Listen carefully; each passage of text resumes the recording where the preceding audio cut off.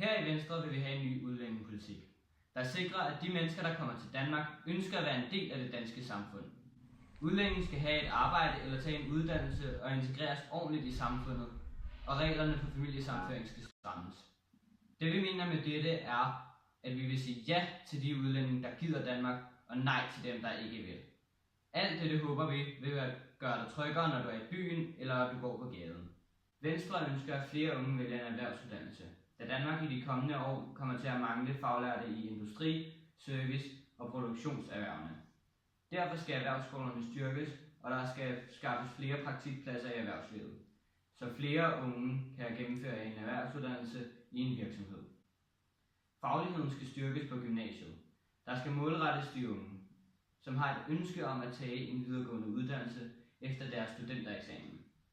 Derfor skal der indføres et adgangskrav til gymnasiet, så kvaliteten styrkes. Frafaldet reduceres, og flere får kompetencerne til at gennemføre en videregående uddannelse, de kan bruge på arbejdsmarkedet.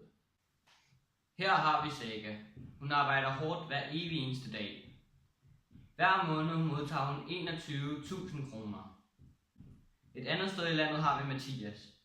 Han har intet arbejde, og hver måned modtager han 18.000 kroner. Dette ser vi som et kæmpe problem. De penge, vi bruger på offentlig forsørgelse, er 170 milliarder kroner. Det svarer til det samme, som vi bruger på folkeskole, sundhedsvæsen, politi, domstol og brandvæsen til sammen. De penge, vi kunne spare her, kunne vi godt tænke os at bruge på at sænke skatten for dem, der tjener mindst. Det skal nemlig kunne betale sig at arbejde.